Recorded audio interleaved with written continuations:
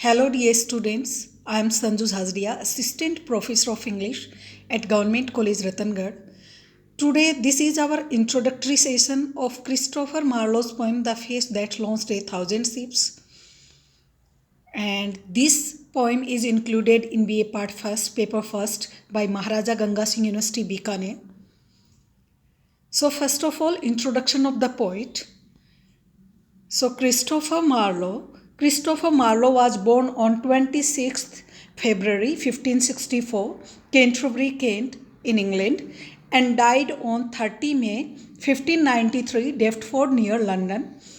He was Elizabethan poet and Shakespeare's most important predecessor in English drama, who is noted especially for his establishment of dramatic blank verse.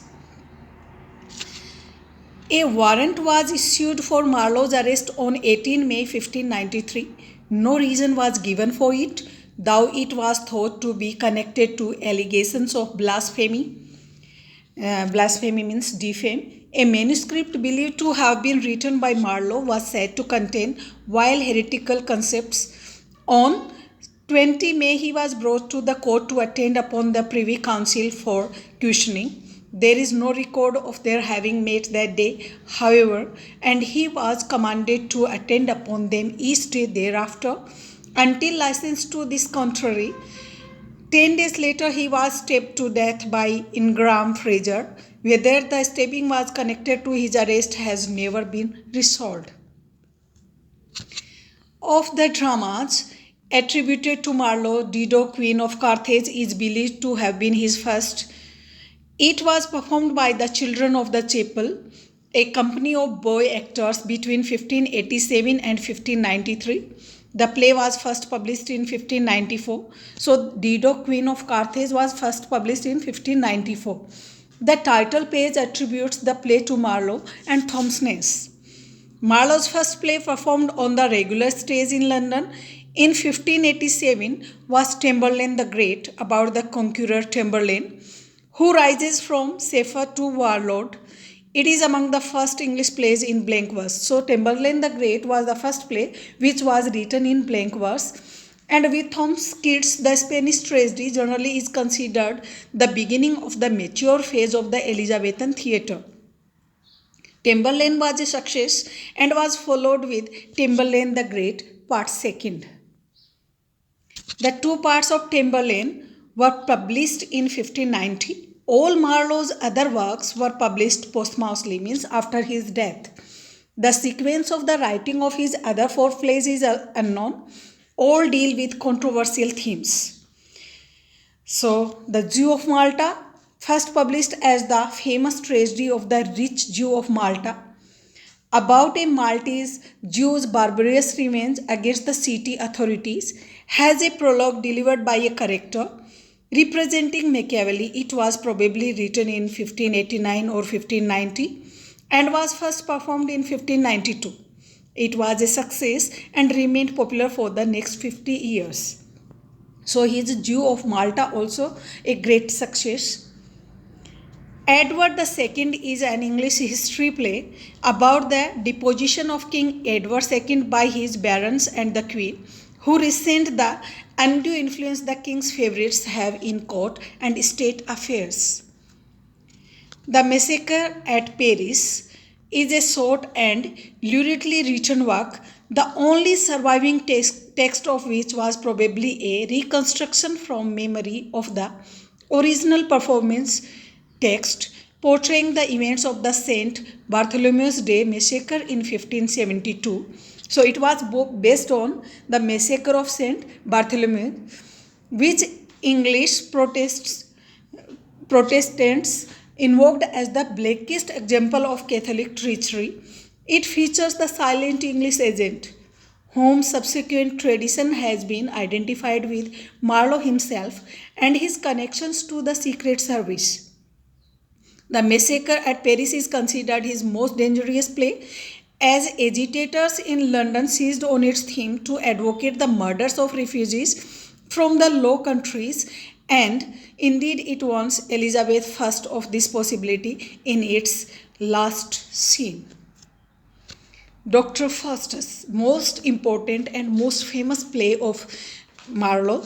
Dr. Faustus, or the tragical history of the life and death of Dr. Faustus, based on the German Faustbuch, was the first dramatized version of the Faust legend of scholars dealing with the devil. While versions of the Devil's Pact can be traced back to the 4th century, Marlowe deviates significantly by having his hero unable to burn his books or repent to a merciful God in order to have his contract annulled at the end of the play.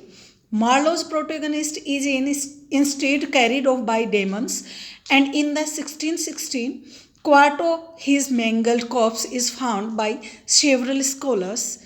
Dr. Faustus is a textual problem for scholars as two versions of the play exist. The 1604 quarto, also known as the A text, and the 1616 quarto or B text, both were published after Marlowe's death. So this was the introduction of poet, and now summary and introduction of the poem. And our today's poem is The Face That Launched Thousand Ships. The poem Was This the Face That Launched a Thousand Ships is from the great tragic drama Dr. Faustus, and it is in Act 5th, Scene 1st by Christopher Marlowe, the famous university wits. So Christopher Marlowe was among the university wits. He was one of the among university wits. Dr. Faustus is a typical Renaissance icon who craves for Helen, a paragon of classical beauty, and bursts into lyrical expression after seeing Helen. He is utterly amazed by her beauty that he thinks it justified that Greeks launched thousands of ships to recover their peerless beauty against Trojans who kidnapped Helen. He thinks it was not wrong to burn tall towers of Ilium for the sake of Helena. Helena in this scene stands for the indescribable charm and joy of pagan art and learning. It is a thirst for the very essence of all beauty that Faustus lusts after. He needs sweet Helen and no lesser beauty to make him immortal with a kiss. Faustus' desire for beauty beyond human reach is a form of the soul's desire for power, no tribal thirst for pleasure, but a longing to achieve the unattainable and hold in human grasp the bliss reserved for a god. But when Helena kisses him, she asks forth his soul that was pledged to the devil. It is implied that Helen and devil are no different beings. Both stoke passions, sway reason, and destroy the soul's innocence. Dr. Faustus asks Helen to kiss him once more and return back his soul as he feels that heaven lies in her lips and anything except hair is waste and rubbish. All is dross that is not Helena. So everything is wasting and everything is not so important as Helena is. So Faustus feels himself to be in love with Helena like Paris, the prince of Troy, and wants to take Wittenberg in place of Troy. He wants to win over weak Menelaus and Achilles and be again kissed by Helena. He compares her fairness to the evening air and considers her more beautiful and brighter than Jupiter when he appeared before Semele, and lovelier than sun god Apollo in stretched blue arms of Arthur. He wants Helena to be her secret love. This 20-line poem is written in perfect blank verse. Its might has obscured its technical precision, admirable lucidity and finish. Marlowe's blank verse is unequaled by any of his contemporaries except Shakespeare. The lines are filled with breath of passion, and wooden blank verse has become a trumpet blazing out poetry and eloquence in high astounding terms. And now literary devices used in this poem. Alliteration. And these are the examples of literary devices. Alliteration: make me immortal, give me my soul, brighter art thou than Arthusa's azure arms. And now simile: fairer than evening's air, brighter art thou than, more lovely than the monarch of the sky. Metaphor for heaven is in these lips. I will be Paris, clad in the beauty of thousand stars. And imagery is very beautifully used in this poem. So brighter art thou than the flaming Jupiter, when he appeared to hapless Semele, more lovely than the monarch of the sky in wanton Arthusa's azured arms. Hyperbole, I will combat weak Menelaus. So I will explain these lines when I will explain this poem. So it will be cleared in next session. The use of myth and legend is integral to his thought and contribute to the music and melody of the verse. It reveals Marlowe's fondness for the music that can be wrung from proper names, and his skill in this respect is seen abundantly throughout. The clarity of Marlowe's diction in his finest moments is also noteworthy. He is neither rhetorical nor obscure, but speaks with a bright and lucid simplicity.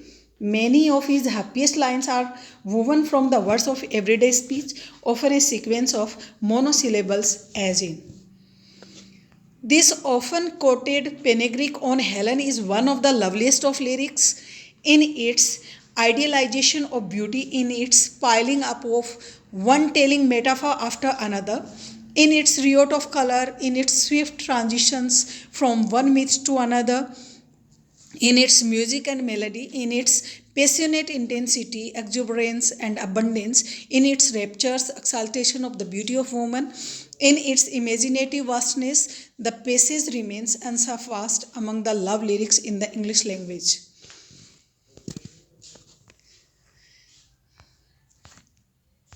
The face that launched a thousand ships refer to Helen of Troy, describing the fact that a massive war was mounted on her behalf. Helen of Troy might also be called Helen of Sparta, as she was the wife of King Menelaus of Messenian Sparta. Paris, Prince of Troy, stole her. As a result, Menelaus led a war against Troy, resulting in Paris' death and the rescue of Helen.